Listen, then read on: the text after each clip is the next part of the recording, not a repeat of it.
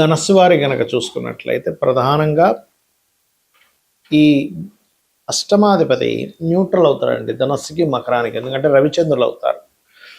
కాబట్టి న్యూట్రల్గా ఉండేటువంటి చంద్రుడు, సర్వసాధారణంగా చంద్రుడికి ఉండేటువంటి కారకత్వం ఏంటంటే అది మనస్కారకుడు. మనసు చూడండి తొందరగా అప్పుడే ఆనందం పొందుతుంది, అప్పుడే కొంచెం అనీజినెస్కి గురైపోతూ ఉంటాం. అందుకని మనం ఏం చేయాలంటే ఈ చంద్రుడి యొక్క స్థితి ఎంత బాగుంటే ధనస్సు వారికి అంత బాగుంటుంది. అయితే ఈ అష్టమాధిపతి బాగుంటే ఏమిటి, బాగోకపోతే ఏమిటి, దాని పరిహారం ఏమిటి అనే విషయాలు మనం తెలుసుకుందాం. అయితే ఈ యొక్క విషయాలు చెప్తుంది నేనైనప్పటికీ చెప్పిస్తుంది సాక్షాత్ లలితా అమ్మవారిగా భావిస్తూ ఆ లలితాంబిక అమ్మవారి యొక్క అనుగ్రహం మీకు పరిపూర్ణంగా కలగాలన్న మనస్ఫూర్తిగా కోరుకుంటూ, ఇక్కడ ఈ యొక్క చంద్రగ్రహం ఏదైతే ఉందో బాగుంటే కనుక మీకు కొంతమంది చూడండి వాటరు, ఫుడ్, ప్రయాణాల మూలంగా కలిగే లాభాలు, అదేవిధంగా చేపల చెరువులు వేస్తుంటారు, చేపల చెరువులు, రొయ్యలు వ్యాపారము, వీళ్ళకి గనక చంద్రుడు బాగుంటే విపరీతంగా కలిసి వస్తుంది, ఇంకా తిరుగుండదు. చంద్రగ్రహం బాగుంది అంటే ఫుడ్ రిలేటెడ్ వాటిల్లో, ట్రాన్స్పోర్ట్ రిలేటెడ్ వాటిల్లోనూ విపరీతంగా కలిసి వస్తుంది. మీరు రొయ్యల వ్యాపారం చేసే వాళ్ళని చూస్తే కానీ రొయ్యల చెరువులు వేసేవాళ్ళు ఉంటారు, వాళ్ళకి గనక కలిసి వచ్చింది అంటే విపరీతంగా కలిసి వస్తుంది. పోవడం కూడా అంతే ఉంటుంది, ఎందుకంటే రూపాయికి 4 రూపాయలు అక్కడంతా కూడా. అంటే 1 లక్ష రూపాయలు ఖర్చు పెడితే 4 లక్షలు, 10 లక్షలు ఖర్చు పెడితే 40 లక్షలు వచ్చేస్తాయి ఇమీడియట్లీ విత్ ఇన్ 3 monthsలో. ఒక 3 నెలల్లో 10 లక్షలు ఖర్చు పెడితే 40 లక్షలు వచ్చేటువంటిది రొయ్యల చెరువు. కాబట్టి చంద్రుడు వాటర్కి కారకుడు, ఫుడ్కి కారకుడు, సీ ఫుడ్స్కి కారకుడు. కాబట్టి బాగున్నాడు అంటే లగ్నాధిపతితో సంబంధం కలిగి ఉన్నాడు, లేకపోతే శుభగ్రహాలతో కలిసి ఉన్నాడు, మంచి పోర్ట్ఫోలియోలో ఉన్నాడు, పాపగ్రహాలతో కలిసి లేడు అన్నప్పుడు మీకు మానసికంగానూ ఆనందంగానూ ఉంటారు. వీటి మూలంగా కలిసి వస్తుంది. కానీ ఎప్పుడైనా పొరపాటున చంద్రుడు పాడయ్యాడు అనుకోండి మీ జాతకానికి, అప్పుడు మాత్రం మీకు కలిగేటువంటి ఫలితాల్లో చంద్రుడు మానసికానికి, అంటే మానసిక రోగాలకి, మానసిక సంబంధించిన విషయానికి చంద్రమా మనసో జాత అంటుంటారు. కాబట్టి మానసికంగా తొందరగా ఇబ్బంది పడతారు అక్కడ. అప్పుడు ఏమవుతుంటుంది, ఆ చంద్రుడి యొక్క స్థితిగతులు పాడైనందుకు మీకు కలిగేటువంటి ఫలితాలలో ప్రత్యేకంగా మీరు ఏదైతే అంటే అష్టమాధిపత్యము రావడం వలన ప్రయాణాల్లో ఇబ్బందులు రావడం, సడన్గా అప్సెట్ అవ్వడం, మరియు చేపల చెరువులు, రొయ్యల చెరువులు లాంటివి వేయడం ద్వారా నష్టపోవడం, వాటర్ ప్లాంట్స్ పెట్టడం ద్వారా నష్టపోవడం, కొంతమంది నీళ్ళ వ్యాపారం అందరికీ కలిసి వస్తుంది, కొంతమంది కలిసి రాదు, లేదా వస్త్ర వ్యాపారం కలిసి రాకపోవడం, అంటే వీటి మూలంగానే నష్టాలు రావడం. ఆకస్మికంగా బోల్డ్ అంత నష్టం వస్తుంది అంటే వాటి మూలంగా కలిసి రావట్లేదు.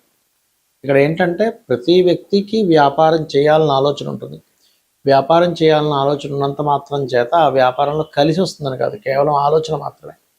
కానీ అదే వ్యాపారంలో కలిసి రావాలంటే బాగుండాలి, ఆ గ్రహం బాగుండాలి, ధనాన్ని ఇచ్చే కారకుడు బాగుండాలి. మరి మీరు ఏం చేయాలి దీనికి పరిహారం అంటే బియ్యం దానంగా ఇవ్వడం, చంద్రుడు ఏ గ్రహాల ద్వారా అయితే పాడయ్యాడో ఆ గ్రహాలకు దానం ఇవ్వడం, నీరును గోవులకు తినిపించడము, చలివేంద్రాలు పెట్టడం ద్వారా మీకు పితృదేవత అనుగ్రహం కూడా కలుగుతుంది. ఇక్కడ ఒక్కొక్క లగ్నానికి అష్టమాధిపతి శుభుడైతే కొన్ని లగ్నాలకి అష్టమాధిపతి పాపవుతాడు. ముందుగా తీసుకుంటే కనుక మేషానికి శుభుడవుతాడు, కానీ వృషభానికి పాపవుతాడు. ఎందుకంటే లగ్నాధిపతి శుక్రుడైతే అష్టమాధిపతి గురువు, అంటే లగ్న అష్టమాధిపతులు వ్యతిరేక వాళ్ళైతే పాపులు అవుతారు. సింపుల్గా చెప్పాలంటే ఈయనేమో శుక్రుడేమో మనకి దేవతలకి గురువు, గురువేమో రాక్షసులకు గురువు శుక్రుడు, గురువేమో దేవతలకు గురువు. కాబట్టి అది వ్యతిరేక ఫలితాలు. మిథునానికి అష్టమాధిపతి శుభుడు అవుతాడు మళ్ళీ, ఎందుకంటే అష్టమ భాగ్యాధిపతి. దీన్ని ఎలా రిఫైన్ చేస్తాము అంటే లగ్న పంచమ భాగ్యాధిపత్యం కనుక వస్తే ఏ భావానికైనా వాళ్ళు శుభులు అవుతారు. ఇది మెయిన్గా గుర్తుపెట్టుకోండి. సో మిథునానికి అష్టమాధిపతి శుభుడు, కర్కాటకానికి పాపి, సింహానికి శుభుడవుతాడు, కన్యకి పాప అవుతాడు. ఎందుకంటే కన్యా లగ్నానికి బుధుడు లగ్నాధిపతి అయితే అష్టమాధిపతి కుజుడు, తులా లగ్నానికి లగ్న అష్టమాధిపతి శుక్రుడు శుభుడే అవుతాడు. మరియు ఇక్కడ ఈ యొక్క వృశ్చిక లగ్నానికి పాప అవుతాడు, ఎందుకంటే కుజుడు బుధుడు అవుతాడు. కాబట్టి ధనుర్లగ్నానికి న్యూట్రల్గా ఉంటుంది, ధనులగ్నానికి మకర లగ్నానికి న్యూట్రల్, కాకపోతే పాపే ఇక్కడ కొంచెం. కాకపోతే రవిచంద్రుల విషయంలో పరాశర మహర్షులు వారు చెప్పినటువంటి అంశం ఏమిటంటే అష్టమాధిపత్యం కనుక రవిచంద్రులకు వస్తే కనుక వాటిని పాపులుగా తీసుకోవడానికి వీల్లేదు, ఎందుకంటే తల్లిదండ్రులుగా చెప్తుంటారు కాబట్టి రవిచంద్రులు. అలాగే కుంభలగ్నానికి శుభుడవుతాడు అష్టమాధిపతి, ఎందుకంటే పంచమాధిపత్యం వచ్చింది కాబట్టి బుధుడికి. కుంభలగ్నాధిపతి శని, పంచమ అష్టమాధిపతి బుధుడయ్యాడు కాబట్టి. అదేవిధంగా మీనలగ్నానికి అష్టమాధిపతి పాపవుతాడు. మరి అష్టమాధిపతి పాపి అయితే అదృష్టం ఉండదా అని ఒక సందేహం కలుగుతుంది. అలా కాదు. అష్టమాధిపతి ఏ రాసుల్లో ఉన్నాడు, ఆయన మీ లగ్నానికి శుభుడైనా పాపైనా కూడా శుభత్వాన్ని అధికంగా పొందితే ఆయన శుభత్వాన్ని ఇస్తాడు. పాపత్వం వచ్చినప్పటికీ, ఆధిపత్యం పాపాధిపత్యం వచ్చినప్పటికీ శుభ సంబంధమైన సంబంధాలు కలిగి ఉన్నప్పుడు ఆయన శుభ ఫలితాలు ఇస్తాడు. ఎందుకంటే ఆకస్మికంగా ఎదగడం అనేటువంటి 12 లగ్నాల వాళ్ళకి ఉంటుంది. 12 లగ్నాల్లో మనం మేషం నుంచి మీనం వరకు పుట్టిన వాళ్ళందరికీ కూడా ఆకస్మికంగా కలిసి వస్తుంది. అదే మేషం నుంచి మీనంలో పుట్టినటువంటి వాళ్ళలో మీకు శుభుడైన ఆకస్మికంగా నష్టపోయిన వాళ్ళు ఉంటారు. అంటే దీని అర్థం ఏమిటి? మీకు శుభుడే కానీ ఆయన నష్టం కలిగిస్తున్నాడా, లాభాన్ని కలిగిస్తున్నాడా? ఎలా అంటే ఒక వ్యాపారం నడుపుతున్నాం, ఆ వ్యాపారంలో తండ్రి కూర్చుంటాడు కౌంటర్ మీద, దాని తర్వాత కొంతసేపు అతనికి రెస్ట్ ఇవ్వడం కోసం కొడుకు వెళ్ళి కూర్చుంటాడు. కానీ కొడుకు యొక్క బుద్ధి కనుక అక్కడ ఉండేటువంటి కౌంటర్లో ఎంతో కొంత ధనాన్ని తీసుకుని వెళ్ళి ఎంజాయ్ చేయడమో, వ్యసనాలకు గురైనప్పుడు కొడుకు సొంత కొడుకైనప్పటికీ అక్కడ ఉండేటువంటి ధనాన్ని అపహరించుకు వెళ్ళి కొన్ని వీక్నెస్ల వల్ల అతను ఆ యొక్క వ్యాపారానికి నష్టం వచ్చేలాగా ప్రవర్తించవచ్చు. ఎందుకు అంటే అక్కడ సొంత కొడుకే, అంటే లగ్నానికి శుభుడే అష్టమాధిపతి కనుక నష్టం కలిగించే బుద్ధి ఆ అధిపతికి పాడైపోయింది, ఆ అధిపతి పాడయ్యాడు. అలాగే ఇప్పుడు ఎవరైనా పని వ్యక్తిని మనం పెట్టుకున్నాము, ఉదాహరణకు ఒక అసిస్టెంట్ని పెట్టుకున్నాం, అసిస్టెంట్ చాలా నిజాయితీ పరుడు అనుకోండి, వాడు రూపాయి ముట్టుకోడు పాప అయినప్పటికంటే దీని అర్థం ఏమిటి? సొంత వాళ్ళైనా బుద్ధి పాడైతే ఇబ్బందిని ఇస్తుంది, బయట వాళ్ళైనా వాడు బుద్ధి పాడవకపోతే వాడు మంచి చేస్తాడు. అలాగే గ్రహం కూడా మీ లగ్నానికి శుభుడైనా పాపైనా అష్టమాధిపతి బాగున్నాడో లేదో చెక్ చేసుకోవాలి. ఆ బాగుండడం బాగోపోవడం ఎలా చెక్ చేయాలి అంటే పాపకత్తెరలో ఉన్నాడా, పాపగ్రహాలతో కలిసి ఉన్నాడా, పాపగ్రహంతో వీక్షిస్తున్నాడా, దాని పోర్ట్ఫోలియో పాడైందా, అది ఉండే నక్షత్రం పాడైందా, బాగుందా చూసుకోవాలి. దీన్ని డివిజనల్ చార్ట్స్ అంటారు. అంటే వర్గ చక్రాల్లో ఎక్కడైనా పాడైతే కూడా దీని యొక్క ప్రభావం ఆ రకంగా ఇస్తూ ఉంటుంది, గుర్తుపెట్టుకోండి.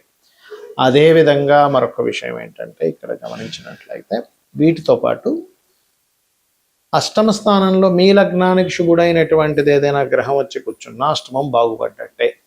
ఇవి రూల్స్. అయితే అష్టమం అనేటువంటిది అదృష్టము, మీ యొక్క పూర్వజన్మ పుణ్యాన్ని విత్డ్రాల్ చేసుకునేటువంటి స్థానం అష్టమం. 9వ భావం మనం భాగ్యభావం అంటాం, భాగ్యాన్ని విత్డ్రాల్ చేసుకునేది అష్టమం. కాబట్టి ఎవరైనా రాజకీయాల్లో బాగా రాణించాలన్నా, లేకపోతే లాటరీ కొట్టామండి అంటూ ఉంటారు, లాటరీ కొట్టాలన్నా, ఒక నిధి దొరికిందండి అనాలన్నా, వీటన్నిటికీ కూడా అష్టమమే ముఖ్య కారణము. అందుకని మీరు పూజ చేస్తున్నామండి ఫలితం రాలేదు, అష్టమం పాడైంది, అక్కడ భాగ్యంతో పాటు అష్టమం కూడా పాడవుతుంది, పంచమం పాడవుతుంది. కొంతమంది కాన్సన్ట్రేషన్ ఎందుకు చేయలేరంటే అది కారణం. కాబట్టి మీరు ఏం చేయాలంటే అష్టమి చంద్ర విభ్రాజ అలికస్థల శోభితాయే నమః, ఈ మంత్రము కూడా మీకు అద్భుతంగా పనిచేస్తుంది. అదృష్టం అనేది లేకపోతే ఎలా ఉంటుందంటే దగ్గర దాకా వెళ్ళి మిస్ అవుతుంది. చూడండి, కొన్ని మనం సినిమాల్లో చూస్తూ ఉంటాం, సినిమా హీరోల్లో కూడా చూడండి, ఏ బ్యాక్గ్రౌండ్ లేదండి కానీ వచ్చేసి హిట్ అయిపోయి పెద్ద హీరో అయిపోయాడంటే అంటూ ఉంటాం. పెద్ద బ్యాక్గ్రౌండ్ నుండి తండ్రి, చిన్నాన్నలు, అందరూ డైరెక్టర్లు, ప్రొడ్యూసర్లు ఉండి కూడా సక్సెస్ అవ్వలేకపోతుంటాడు. దాన్ని అదృష్టం అంటాం. అసలు ఎప్పుడూ కొననటువంటి వ్యక్తి ఎప్పుడూ లాటరీ కొంటే టక్కన వాడికి కలిసి వస్తుంది. అసలు ఎప్పుడు నేను వెళ్తా అనుకోలేదండి గవర్నమెంట్ జాబ్లోకి, ఫ్రెండ్ ఏదో సరదాగా వెళ్ళాడు, ఫ్రెండ్తో పాటు నేను ఏదో సరదాగా అప్లికేషన్ పెట్టాను, గవర్నమెంట్ జాబ్ వచ్చేసిందంట. అలా కాకుండా మరి కొంతమంది కొన్ని సంవత్సరాల తరబడి పాపం ఎంతో కష్టపడితే కానీ రాదు కొంతమందికి, దీన్నే అదృష్టం అంటారు. ఆ అదృష్టం అనేది పంచమ లాభ భాగ్యాలతో పాటు అష్టమ స్థానం కూడా సంబంధం కలిగి ఉంటుంది. బికాజ్ ఆఫ్ పూర్వజన్మ పుణ్యం విత్డ్రాల్ ప్లేస్ కాబట్టి నేను ఇందాక చెప్పినటువంటి ఓం అష్టమి చంద్ర విభ్రాజాలిక స్థల శోభితాయ మహామంత్రం చేసుకోవడం. మరి కొంతమందికి ఇప్పుడు మనం చెప్పుకున్నాం ఏది నిధులు దొరుకుతుంటాయి ఎలాగా అంటే పూర్వజన్మల్లో వాళ్ళు ఒక ఊరంతా ఏదో ఇబ్బందులో పడితే వాడి దగ్గర ఉన్నది మొత్తం సర్వస్వం కూడా దానం చేసిన వాడి వ్యక్తి అయి ఉంటాడు. లెక్క కట్టకుండా ఇప్పుడు నేను ఈ దానం చేస్తే నాకేంటి లాభము అని చెప్పి లాభాపేక్ష చూసుకోకుండా అవతల వాళ్ళు ఇబ్బందుల్లో ఉన్నారు కదా, ఆ ఇబ్బందుల్లో ఉండేటువంటి వారికి ఏదో ఒకటి సహాయం చేయాలనే భావనతో చేయడం అనేటువంటిదే మీకు ఇక్కడ ఫలితం ఇస్తుంది. ఇది పాటించండి, ఖచ్చితంగా మీరు అదృష్టాన్ని పొందుతారు. శ్రీమాత్రే నమః.